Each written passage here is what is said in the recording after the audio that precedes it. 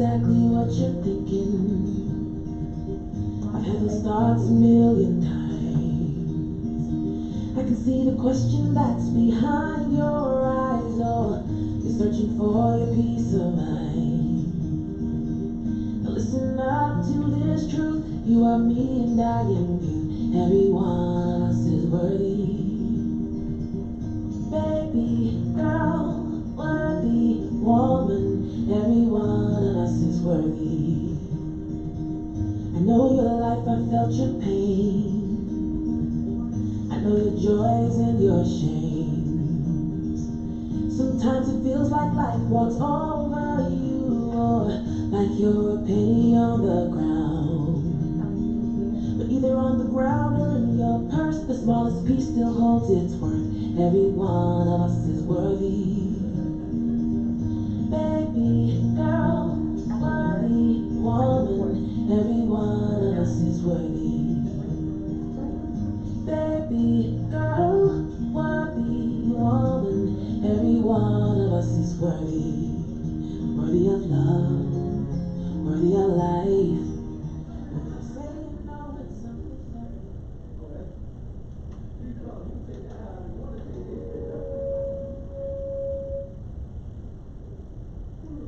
Good evening and welcome to this week's installment of Thursdays with Jamila on the one and only Blessed Beats Radio, your inspiration for hip hop. You guys, I'm so excited to be on tonight. Hey, Sissy Boo! I am excited about tonight's episode. I need you guys to do me a great favor. For those of you who are watching via Facebook, I need you to hit that share button. I need you to like and share. I want to have an interactive chit chat with you guys tonight on the web, and so in order for me to do that, I need for you guys to be tuned in. I hope everybody's had an amazing day today. I am so excited about the opportunity to be chatting with you guys tonight. There are some things that are on my heart to share. Before we get into that, how y'all doing? Y'all good? How's everybody doing? Houston don't know if we in winter, fall, spring, rain. Yesterday was all Snow. nice outside. Today you walk out, you're like, whoa, winter's back. I don't know what's happening. So y'all pray I don't get sick, because this is the time in which I would typically catch a cold, because there's that. So how y'all doing? Y'all been alright? Shatera, how you doing, girl? I'm good, girl. Y'all know I do this with my bestie. Like, can we just clap it up for Shatera? Clap it up for the bestie, because she comes to this every week with me. No matter how frantic I am, she's here, and I appreciate her. I would not be able to do this without her. So thank you, best friend. You're welcome, girl. Since we last talked, I had a birthday, y'all. Ooh, I'm excited, Shatera. Yes, Woo, sorry. I I'm sorry. I'm looking at Stephanie when she says snowing in Vegas, Ooh. which is absolutely ridiculous. It's snowing in Vegas. Yes, Okay, like well, 5 inches of snow. Isn't Vegas supposed to be your Right. desert capital, like all things hot and ready? I don't know. But back to your birthday. Back to my Yes, birthday though, because it's a celebration. It's a celebration. It's a celebration. The whole month. I have officially hit the 34 mark. I'm excited about the things to come. I'm excited about the opportunities that seem to be knocking on my door at an accelerated rate. And I'm just gonna give my little testimony, because I love a testimony. Yes. But you guys, I really was in a place where I was a little confused about what was next for me. Because I felt like the opportunities weren't coming, the invitations weren't coming, the knocks weren't happening, and then all of a sudden it seemed like an influx of opportunities. And so that may not seem like a whole lot, but what I want to use it as is a tool to encourage you, no matter what the season is. If it is a dormant season, take that time to be sharpening your skills, making sure that you're ready, so when opportunity does knock, you're ready to go full throttle. Because when I tell you I was not prepared for the opportunities that have been coming, and at the pace that they've been coming, like I was like, wait, who me? Wait, Yeah. So, whoa, there's that. But I'm ready. excited. I'm excited about all that's to come. And had I not, okay, whoa, don't be talking about me still being young at 34 though, because I'm out here living my best life. You're living your best life at 34. My best life at 34, hallelujah. Yeah. You are young enough. Okay, well, Whoa, I am established as an individual. Thank you very much. Y'all know we clown. You know, I like to have a very, very good time.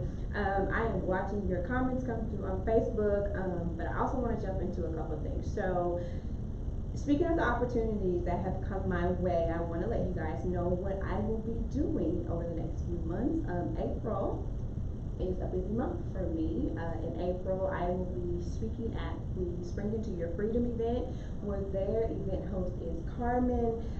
Carmen has been an amazing person. She continues to invite me back. I was fortunate to serve as their keynote speaker last year, and she invited me back 1 week after we presented. So I thought that was pretty amazing to have an invitation 12 months in advance. So I'm thankful for that.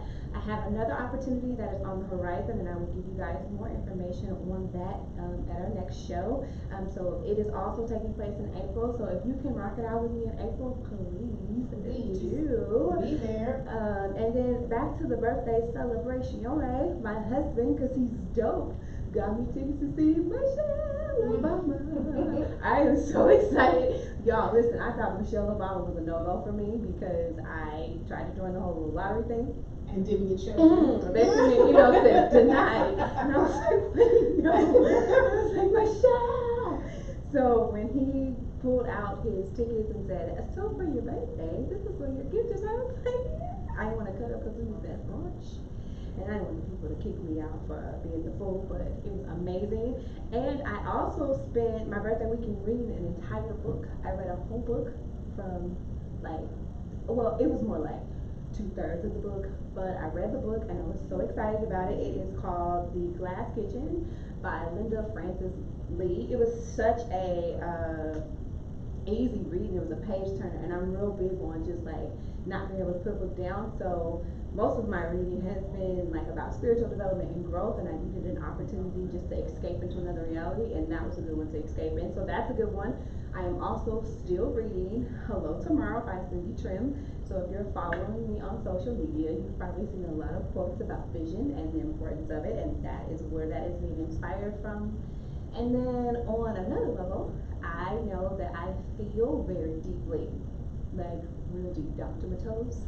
And so sometimes I'm projecting emotions into a scenario and it's an error, right? Like I feel so passionately about something, or I feel so deeply about something, but the emotion that's being projected is not applicable to the current situation. So I'm reading a book about emotionally healthy spirituality, and when I say it's an ouch, ouch upon ouch book, it makes us go back and look at some of what has been established as our norms based on like historical data from family and relatives. And it makes us think about, did I always just kind of go along with what my family said was applicable without ever checking it to see if it was fitting for my life? And am I doing this in a way that is really, husband, do you want to go? I don't know. Do you want to go see Michelle? See, my husband is on Facebook Live. He's got me all caught up, right? He told me I could take a friend. Now he said, is he going? So he is trying to get friend all the way cut. Is that what it is? Like, he did not put that disclaimer out there. See, y'all, this is what happens when your spouse and then he caught put up. a question mark with an exclamation mark. You know what I mean? Like, emphasis on question. See how he tried to get me off track. I'm talking about being emotionally and spiritually healthy. You're not gonna make me act out of character, Mr. Hingston, via the Facebook Live. Not gonna do it. But I mean, babe, can we talk about it later? Because you just put me in a real uncomfortable situation, and you said I could take a friend. I don't know what's happening. Right now. So there's that. That's what I'm doing. That's what I'm reading. That's where you can find me. Brunch of Girls is yet alive and thriving. So these events that I just spoke about give us an opportunity to be introduced to different audiences. If you know anything about Brunch of Girls, you know that I am real big on community and bringing women together in unconventional spaces to have real life conversations with real solutions. We never just get together to talk for the sake of talking. We're talking to get to a solution and a resolve. So if you come to any of our events, please know by the conclusion of it, you will not have just been motivated and having all the warmth and fuzzies, but you will leave with strategy. So please make plans to attend. You can find more information about my upcoming events on www.brunchofgirls.org. Brunch is plural, so www.brunchofgirls.org to keep up on the latest happenings. I also have on one of my affirmation shirts today. It's the I Am Chosen shirt, and it really speaks to what we're going to talk about tonight. So let's get into tonight's chat. Thank you, Shatera, for putting that website up for those to click on the link. So tonight, I want to talk about how you are assessing and valuing you. How are you doing that? And the quote that we're going to use to set the tone for tonight's topic is extracted from the last broadcast that we had. I said, you are not what you do, but you do what you do because you are you. Okay, so let me say that again. You are not what you do. You do what you do because you are you. And this is not a license to be arrogant, but it is a time for us to be self-aware. If you think about it, think of yourself as a garment, okay? The garment will always be the garment. The garment is tailor-made. It was created from a visionary who had an end result in mind, right? And so they put that garment together, and the garment always is what it was created to be. The accessories added to that garment enhance it. Okay, so I would like for us to start thinking of ourselves as the garment that God tailor-made for such a time as this, and anything that we get in addition to that is befitting. Okay, because some accessories clash with the garment, but those accessories that are coming into your life that are fitting, those are the things that were just sent to enhance you, never to define you. Okay, and so for your journal prompt, because I'm going to give you one, I want you to think about how you're determining your worth, and if this perspective, because it's framed around societal norms, are causing you to think less of yourself than you ought to. Are you thinking less of yourself because you are hinging your identity and your worth on societal norms and trends that change with the season? So you never feel secure in you. You never feel like you're a whole person because you're constantly trying to fit into something when you really should be pulling to you what was sent to complement you. Oh, that was good. That was good, girl. That was all Jesus, okay? Because that is not the note. But I really need us to think about that because I've just been really thinking about it a lot lately. And I think that we have become the accessories. And so we get pulled into things, and we are based in our worth on performance. We've become a performance-based society. How well can I perform? What will my grade be if I do this? Right. And then you find yourself constantly feeling like you're competing against something that was never really meant for you. Or it's an outdated version of you. Because if I think about it, who I was 5 years ago, it's not that it was a bad person, but that person is not fit for 2019. Right. Shatera. Right. Question, answer, comment. No, I agree. I agree. I think that a lot of times we become stagnant trying to fit in situations and scenarios that we've outgrown. Completely. Right. We've completely outgrown these things, and because that is what's comfortable, right, and because we are naturally creatures of habit, we stay. Yep. And we try and force ourselves. It's like we're now rounded off and we're trying to force ourselves into this square box. Yeah. Which makes no sense, but yet we keep trying to do it. Yep. So I agree.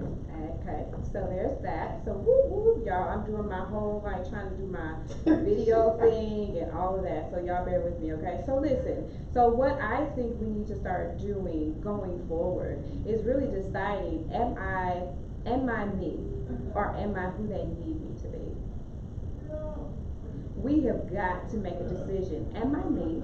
Or am I who they need me to be? And do I like that version of me?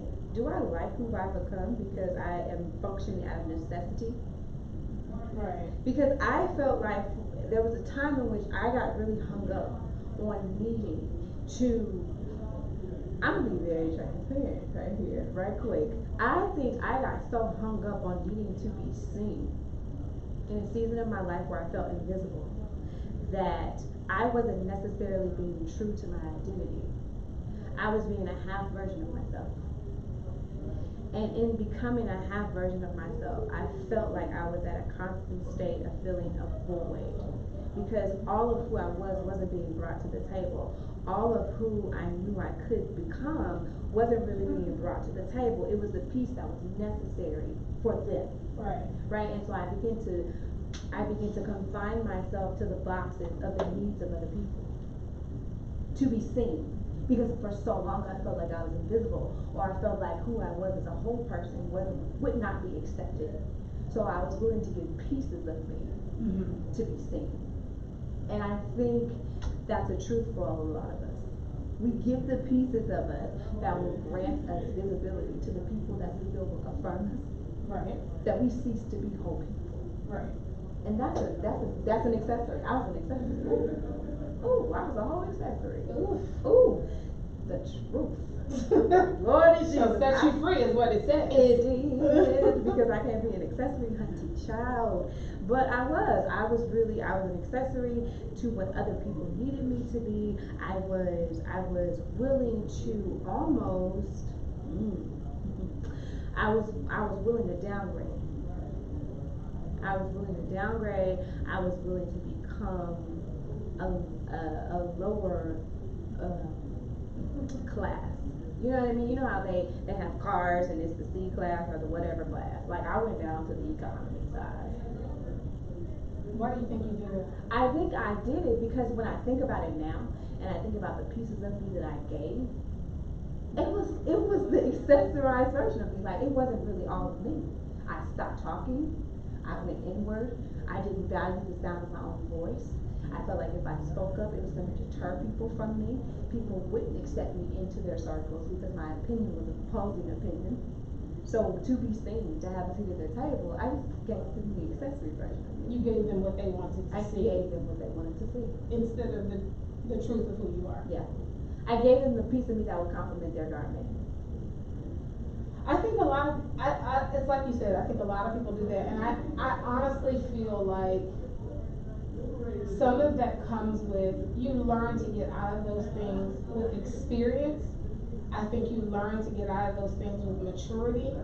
And I say all that because when you get to a point where you start really looking inward and looking at yourself when you start to look at yourself and see what other people see, that's a firm indicator. Either you're gonna like it or you're gonna hate it. Yeah. There is no in between. There's no, oh, I kind of like who I am. No, you either like yourself or you don't. And in the case where you don't like yourself, you don't like to see what other people are seeing in you. You are the accessory. That's what that is. You are accessorizing their garments because what you're doing is you're making them look good. Right. But accessories can't stand on their own. I can't walk out of here with just a handbag. Like where's it gonna be attached? What is it gonna be attached to? I mean, what I'm saying is like I can't just. That's the equivalent of someone walking out here in the nude with some fancy earrings. Right. Accessories aren't enough. It's not enough. You need some clothes, honey. You need a body if you are dressed. You know what I mean? I get it, and I like that. I like that analogy. So let's talk about the next point that I wanted to bring up. So our focus scripture for tonight is Romans 12:3. I am reading the Amplified version, and it says, For by the grace of God given to me, I say to every one of you, not to think more highly of yourself than you ought to, but to think so as to have sound judgment, as God has appointed to each of us a degree of faith and designed purpose. Okay, so when I think about that scripture, because I'm never going to give you a license to be arrogant, but I do want to give you a license to be true to you, right? And so some of the things that I wrote when I read that scripture is, my quote was, know thyself. And with that, the scripture goes on to say that we are one body but many members, right? And so I have to know who I am to function at my full potential. right? And so if I'm the hand, I'm a hand first. After I confirm that I'm a hand, you know I'm a hand. Then you can use me to pick up a cup, bring food to your mouth. Then you can use me to open doors. You can use me properly when I've been identified properly, right? Or if I'm the heart, I'm the heart first. Once we've identified that I'm the heart, I am the thing that's keeping your circular system You're together. gonna work in your capacity. Hello, I'm sending the oxygen to all forms of your body. I know who I am, so then I show up in the fullness of my hand of who I am. And when I show up in the full person of who I am, I enhance my environment. I impact my environment. I can't show up as a fraud hand and be trying to walk. Cause what is that? So we walking on our hands now. That's what we're doing now. You think you're a foot, or you're not a foot, or you're a hand. Right? And so I think what's happened is we have stopped valuing the truth of who we are, and then we blame others for our disappointment. Well, you presented yourself as a foot, so when they put you on the ground and try to put a shoe on you, you can't get upset. Right. I mean, are you a foot or aren't you? Right. Okay, well, be you.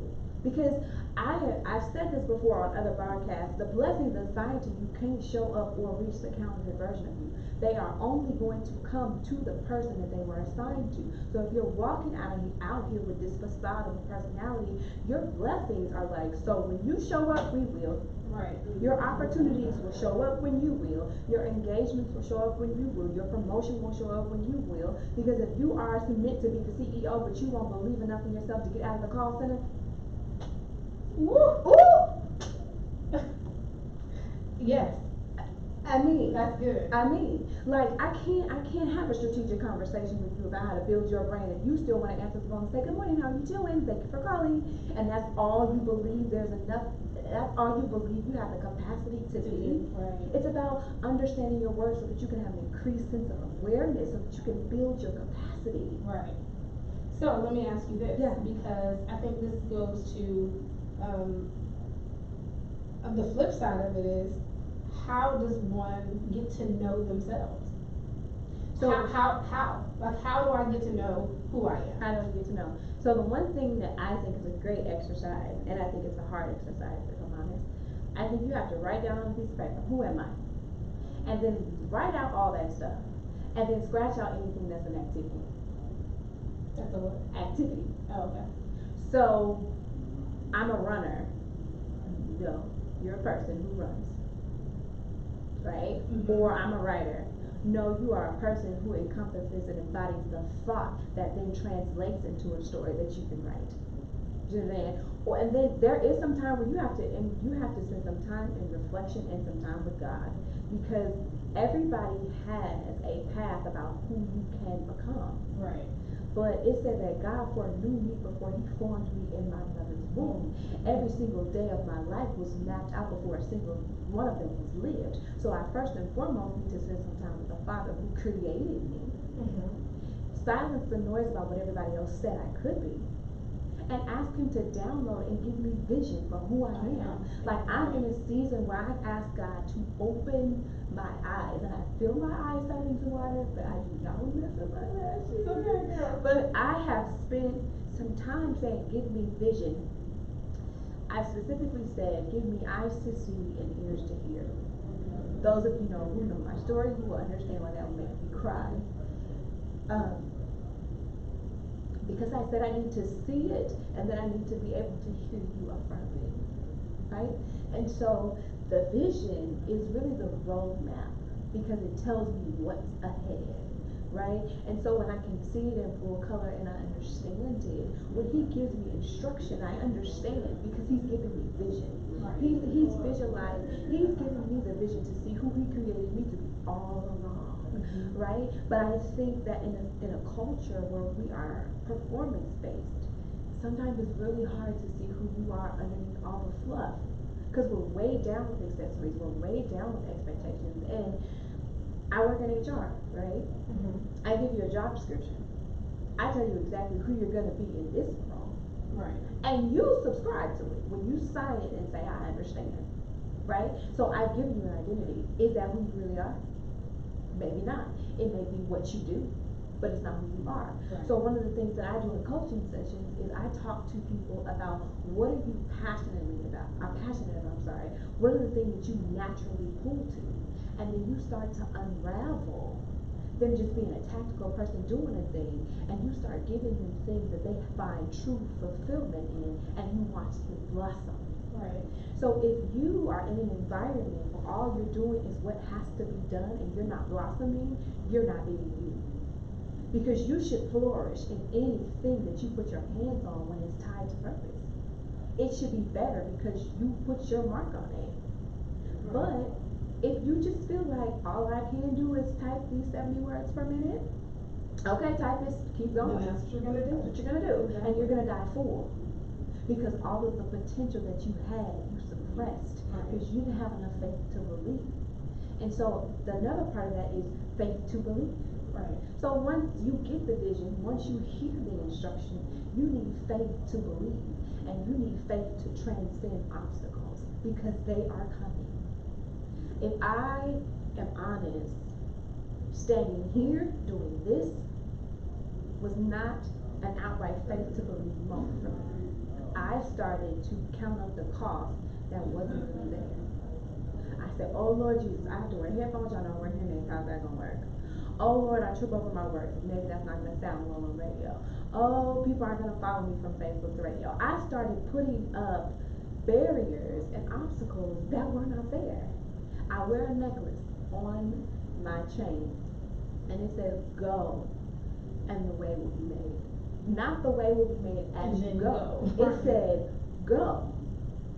So I put a post up this week and I said, take the first step in faith and full confidence in God. And when you take the second step, realize that the hardest thing is behind you. So every hurdle to come before the first one has no bearing on it. Because you have the faith to believe. And I just believe down in the depths of me that when we lock into the potential that God has already established for us, and we believe it, and we'll have the faith enough to go with it, I think the possibilities at that point become endless. Right. Because now I'm no longer walking in my own strength. I've locked into His vision of me. So nothing that you can say is going to diminish it. You can try. But baby, He told me He would shut the mouths of my naysayers, honey. Right. He said He would make my enemies my footstool. He said that He would make my enemies be at peace with me. What? So I'm good. I'm just going to be me. Whatever or however that comes across. Because at least I can say I devoted my whole self as opposed to partial selves and half truths that I go home at night and resent. Right. Like, how resentful are you of the person that you presented today? Ooh. And let me just say, all of that she just said was for somebody out there listening. Somebody out there, God has told you to go, and you are putting up barriers in front of where you are supposed to be going. You are stopping yourself, and you're blaming other things. Yeah. Scenarios, people. Oh, well, my kids, my child is doing this.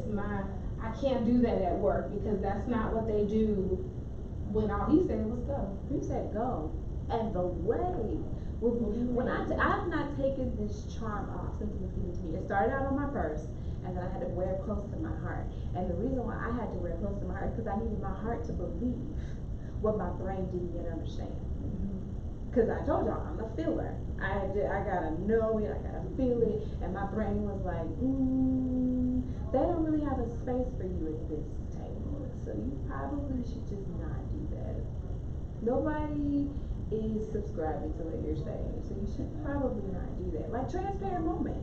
I was like, look, I've been out here doing the Brunch of Girls thing for 5 years. January marks the 5th year of Brunch of Girls being in existence. It's the year of grace. 5 years. And I was like, I feel like people who are popping up out of nowhere are like miles ahead of me. And I'm like, I've invested 5 years in this. I didn't just start doing this. Right. Am I enhancing what I'm doing? Yes. But has the foundation been laid for 5 years? Yes. And I was like, what is happening? Like, God, you got me out here looking the whole fool because, like, everybody's not hitting the like button. Everybody's not hitting the share button. Like, my followers is under 1,000 on Instagram. You know what I mean? So it doesn't look like what I thought it would at the 5-year mark. But then if I take away the performance piece if I take away the numerical piece and I reflect on the testimonies that have come before.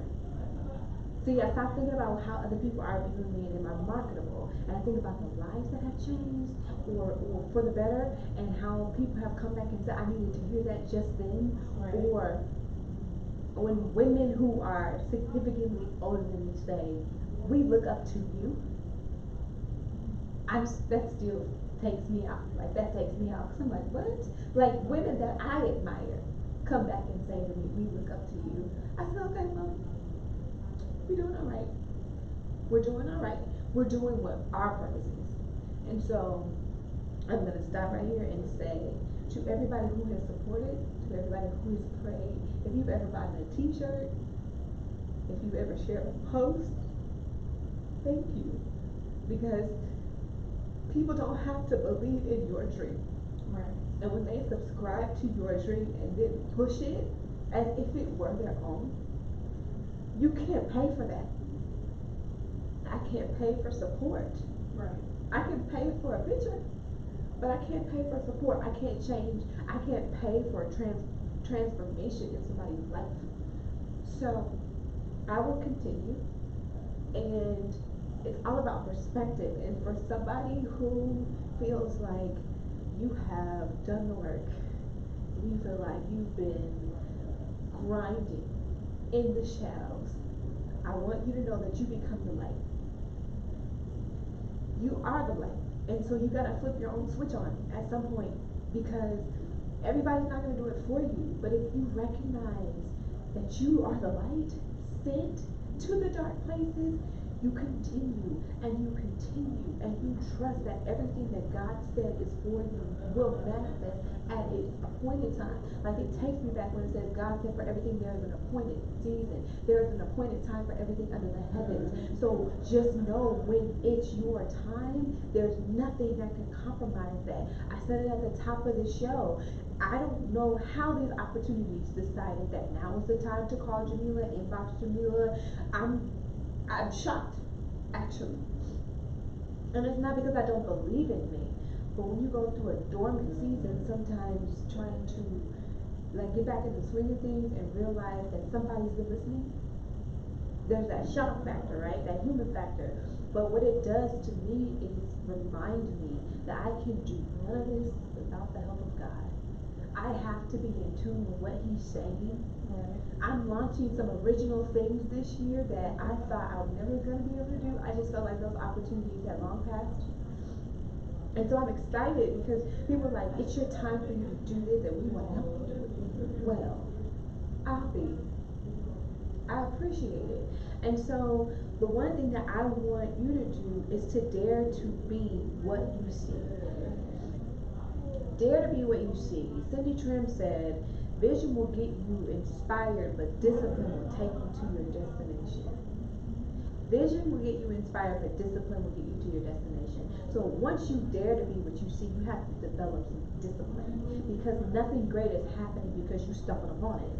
So that dormant season, what did it teach me? I had to pray more, I had to read more, I had to open my eyes to the market, because here's the thing, I'm not out here to do it just to do it. I'm out here to create a completely different trail. I don't need to be a carbon copy of what already exists. They're doing that already. I'm just going to show up and do what I'm meant to do, right? So what's the dream? What's the Virtual Girls vision? What's the Thursday with Jamila's vision? For people across the globe to hear something at the right moment in their life that speaks right to what they're going through, and they say, I can. This is exactly what I needed, and I know that I can. And I'm daring to see it. I'm daring to put the pen to the paper. I'm daring to jot the thoughts that are coming down. What is God about to unfold? I don't know fully, but I feel like it's going to blow my mind a little bit, because I said, give me eyes to see and ears to hear, and increase my capacity. Whatever He does after that, it's not my responsibility. I just have to do my part and show up. Right. Share. Vision will get you inspired. Discipline will take you to your destination. What's your discipline like?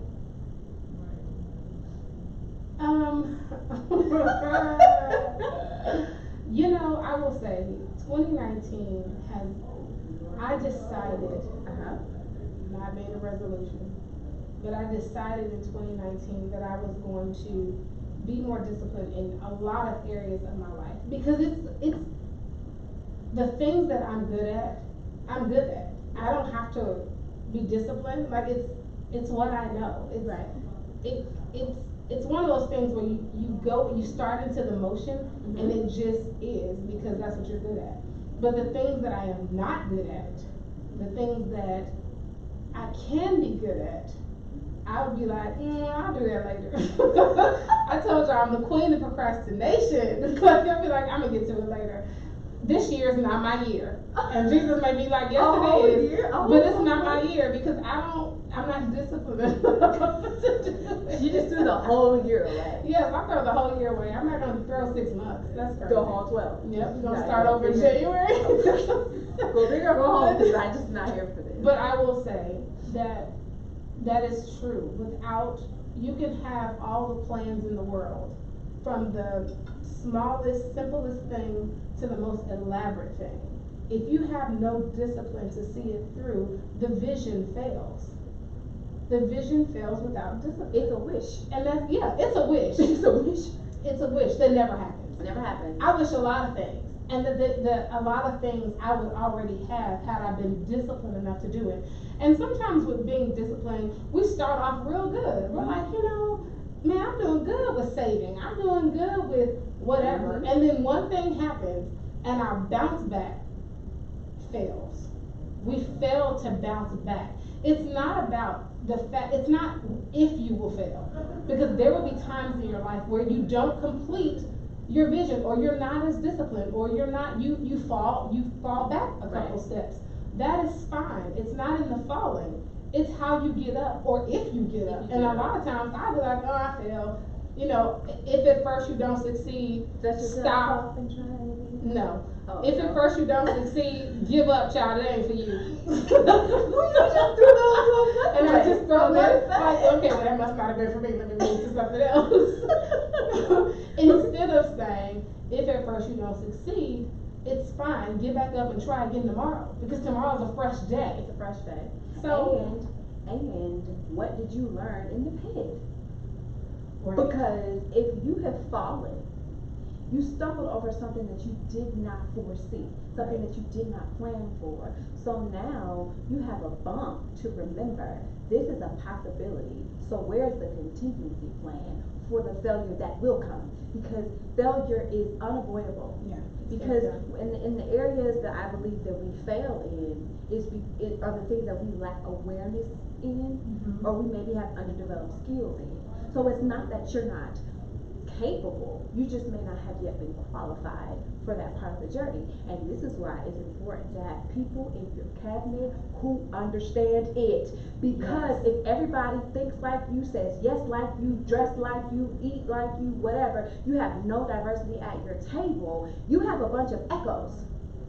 You have no sound judgment, you have a bunch of echoes. And so all of y'all's appraisal value is depreciating day by day, day by day, day by day, because you're not enhancing one another. Right. You're just hanging with one another. You're just letting each other be. Hello. And I don't have time be you, girl. No. Stop being you.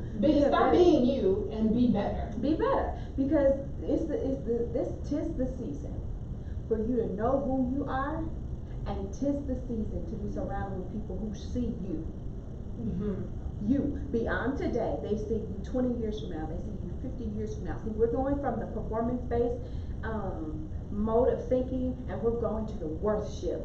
You are worth every single contribution, every down payment. You're worth every sacrifice, anything that it's going to take that is God ordained for you to fulfill your purpose. You are worth it. It is not a matter of when they qualified you. He who called you justified you, and he established you for such a time as this, long before anybody had an opinion. Right. So I need for you to look at your circle.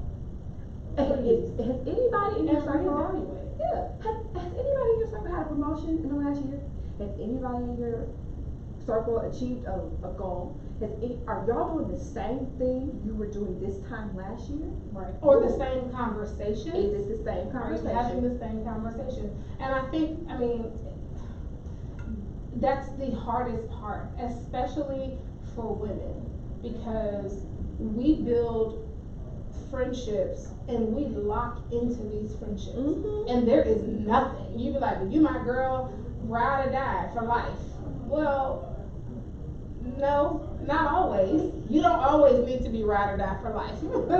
Sometimes you need to be ride or die for this season, and then I'm gonna let you go so that I can continue living my best life, because I can't do that with you. Not that we're not gonna be friends, but maybe we're not as close as what we once were. And I think that's the hardest for us to do. It's hard to break those, clip the umbilical cord. It is hard for us. And so I think once we learn to do that and say, okay, God, this is my season and I see where you're taking me, and accept the fact that everyone cannot go with you. Hello. Everyone won't be able to go, and it's okay, because you know what? There's somebody that's gonna have a season that you're not able to go. Hello. And let's not, okay, so tell me this. So when you go higher, they say that as you go higher, there's less oxygen at the top. Right? So that means there has to be less people in the cabinet. Sucking up that oxygen. Hello. Yes. We're not ready to die. So talk to me about when you have made a genuine assessment of you and what that letting go process looks like. Honestly, it depends on the season for me, because sometimes I can be going into a season in my life that I know I can't take everyone with me, but I don't want to be alone. I don't want to be by myself. I don't want to be by myself. I don't want to walk through this season by myself, because I'm going to be lonely. Yeah. And so the fear of being alone is far more greater for me than letting the person go and reaching where it is I need to go. Because I don't need to be by myself. Like, who wants to be at the top alone? Like, I mean, who wants to have nobody to talk to? Who wants to have nobody to bounce ideas off? And then this is not every time, but there are some times where you need to be in that quiet place by yourself. And so that is what I am constantly learning. And so for me now, at this age, I have learned to say, you know what? It's okay to be by yourself right now, because it won't be forever. It won't be forever. Eventually, there will be somebody that God sends my way in due season. And then, you know, I'll be fine. I'll be back on whatever track, you know, wherever I'm supposed to be. I like it. I like it. So people are asking questions. Okay, tell me a question so I can answer. Well, one I'm ready to say that most people don't recognize they're in a season until it's past. Ooh. That is true. And then how do you realize the season? How do you realize the season in the moment? Ooh. How do you realize the season in the moment? Is there a way to? So I think the only way, first and foremost, yes, I do feel like a lot of us have missed seasons and not realized it until the next one emerges. And I think the reason that happens is because we've gotten tunnel vision. We can't see the forest from the trees. And I think that when you forget to keep the big picture in mind, that's why vision is so important. When you can remember the big picture and keep it in mind as you're going through the necessary challenges or you're going through the necessary growth periods, you realize that I'm in the season. You start to stop thinking about what's happening to me and start to realize what's happening through you, and you start to gain a greater appreciation for this season, whatever it is, because you gotta go through all of them to be a whole person. And then the other one, it says, what, I'm sorry? How do you realize the season in the moment? I've not fully mastered that. For me, when I'm most uncomfortable and when I fight to not do something that I know I probably should be doing, whenever I meet anything with resistance, I'm like, okay, wait a minute. So you know, wait a minute. so I know I'm being stretched and I know I'm being pulled in a way, which means, okay, this is my season for stretching and making me uncomfortable.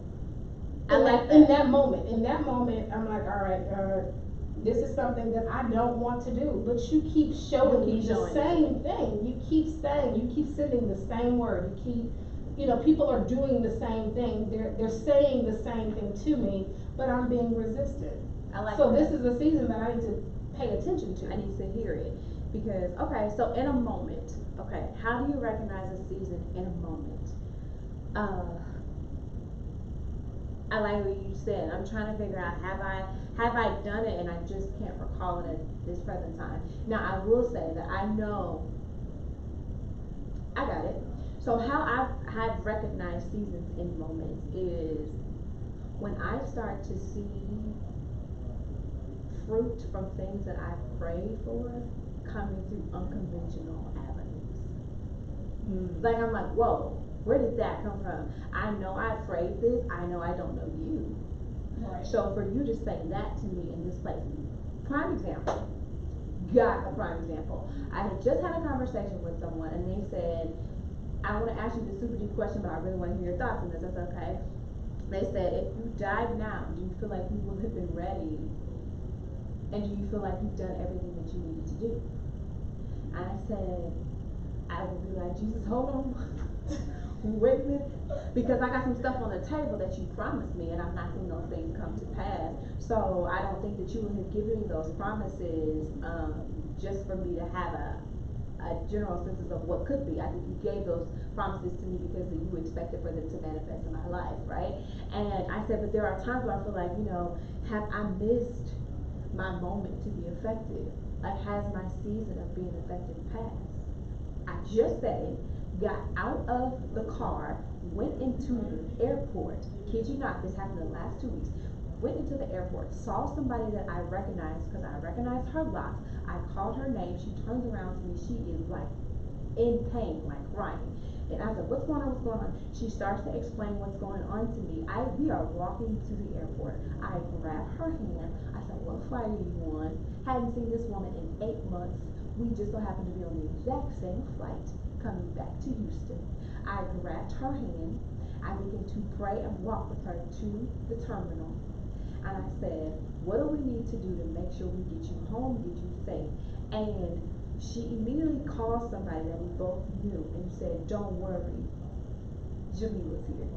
And the people then called me and said, that had to be, they said this has to be a coincidence. I said, I don't believe in coincidences, but I do believe in God. And so where I had just said, did I miss my season to be effective? God met me with an opportunity for him to manifest that I have appointed you for this. And I've sent you to be a healing agent to people in the most unconventional places. And I was like, wow. And I sat on the plane with this lady and I talked with her. I calmed her down. We prayed. I said something to her specific to her situation, just having casual conversation. The flight attendant, not having the slightest idea what we just discussed, turned right back around and echoed what I just told her. She looked at me, she was like, oh my God. She was like, I said, God will get your attention. He will. He will get your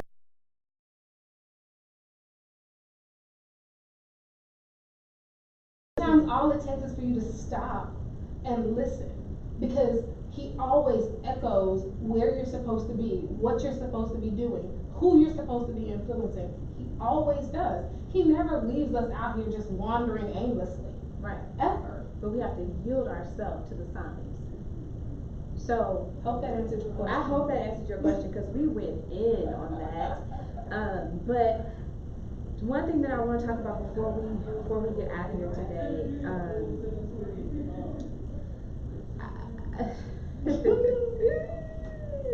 so I'm gonna talk about something and I'm gonna hit it and jump right off of it. Okay. So here's the thing, because if we go back to worth shift, okay, and how we are determining worth and our value in a society that is driven by performance, likes, and subscriptions.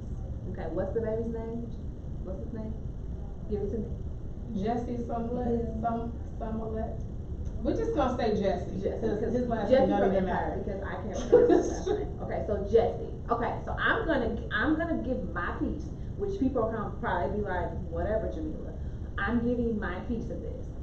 So, sources say. Let me brace myself. Hold on. Brace yourself. Okay, go ahead. Sources say that his role was being reduced.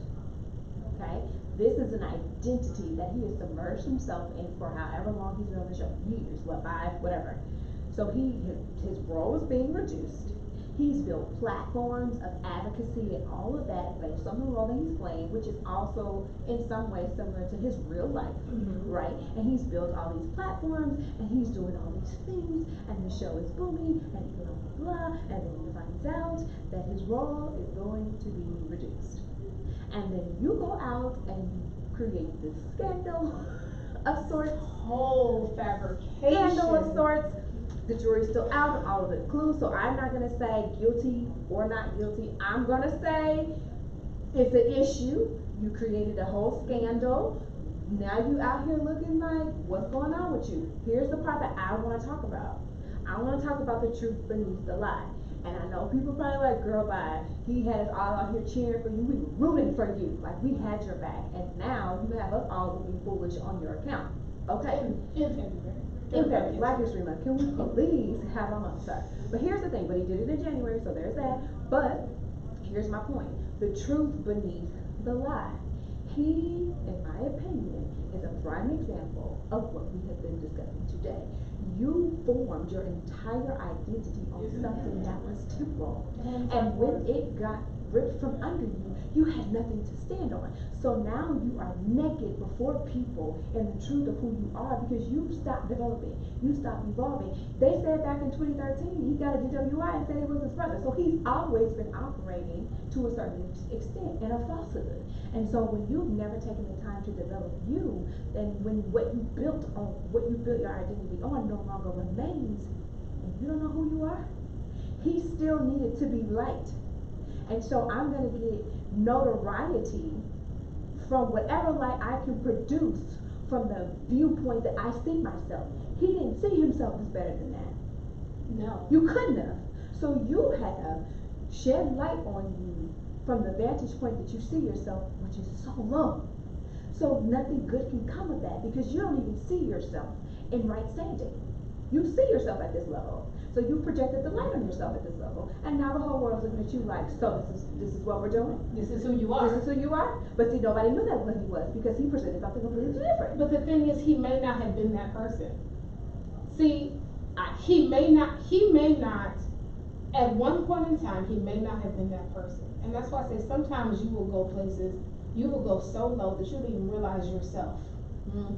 So he may not have been that person. Circumstances may have turned him to this person that he no longer wants to be. It doesn't necessarily have to be, it doesn't have to be something that you are, but whatever that's presented itself to you has made you react in this way. And so then the people take that and say, oh, okay, well must be who you are.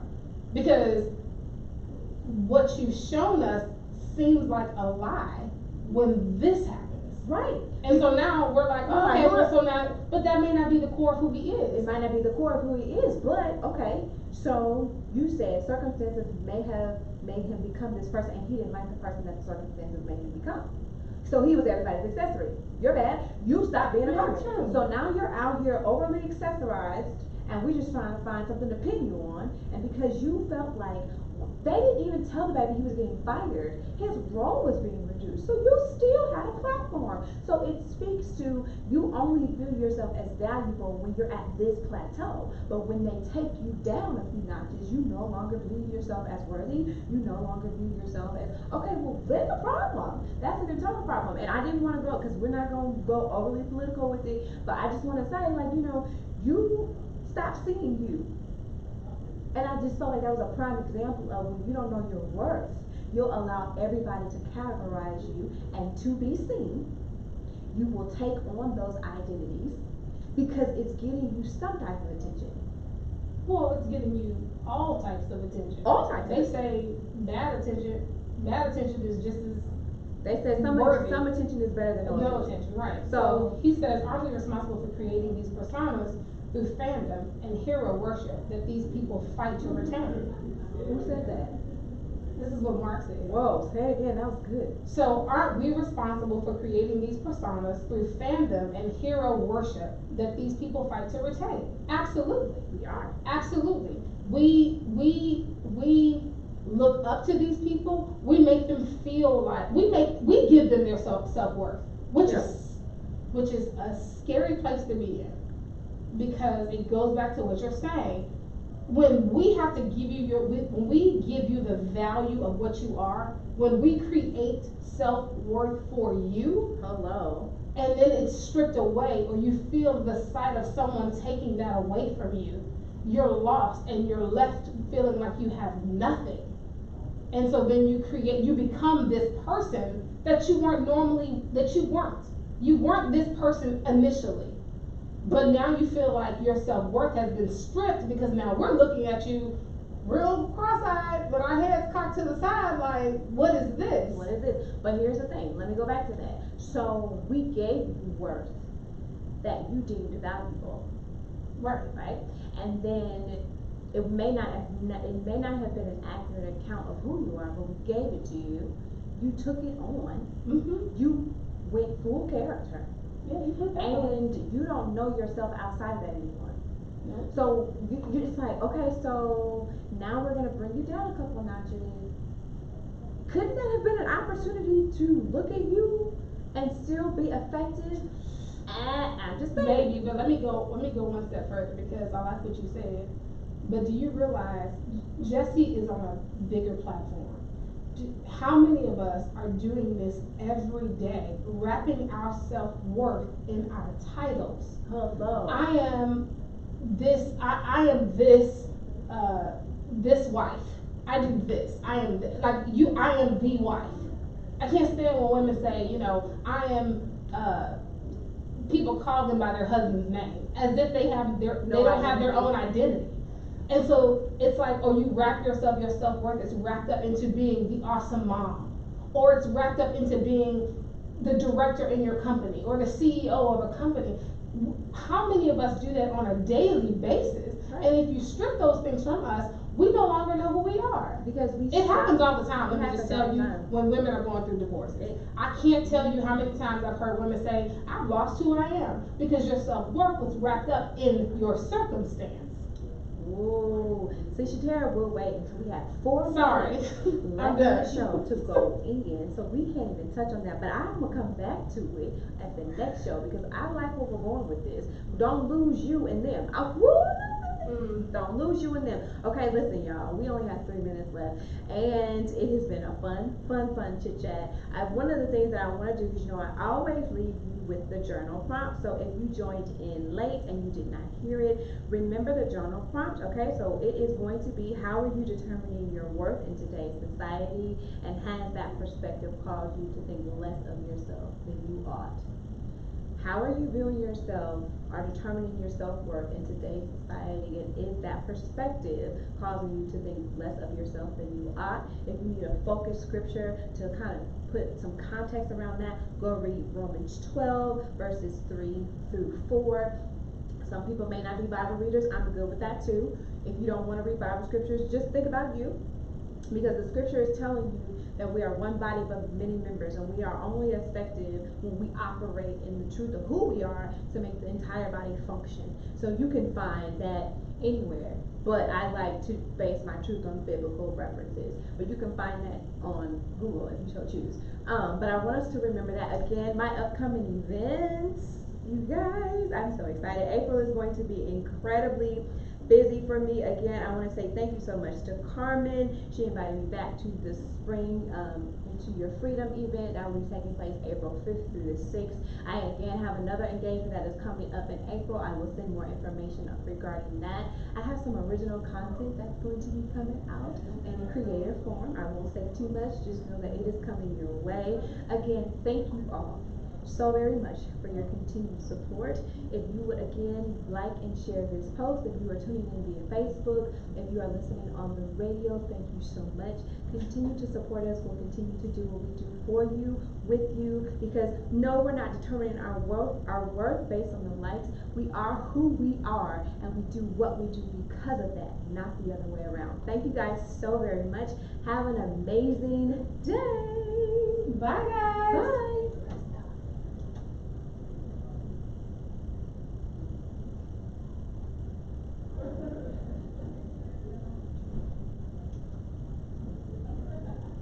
You're searching for a peace of mind. Listen up to this truth. You are me and I am you. Everyone else is worthy. Baby girl, worthy woman. Every one of us is worthy. I know your life, I felt your pain.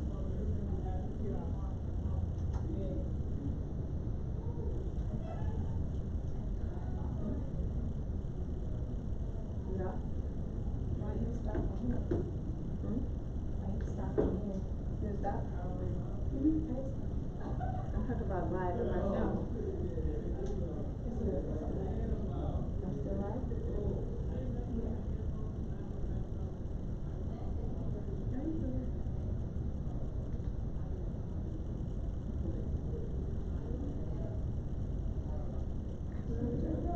Go still on. Plug it out. He always does that.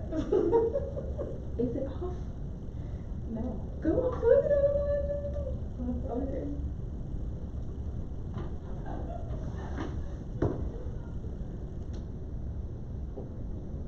Oh my god.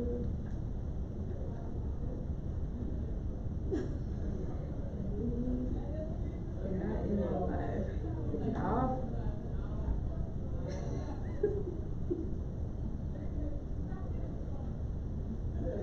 Is it off? No. Mine is laughing. Story of our life. We can never end the life. Did you unplug it? Yeah.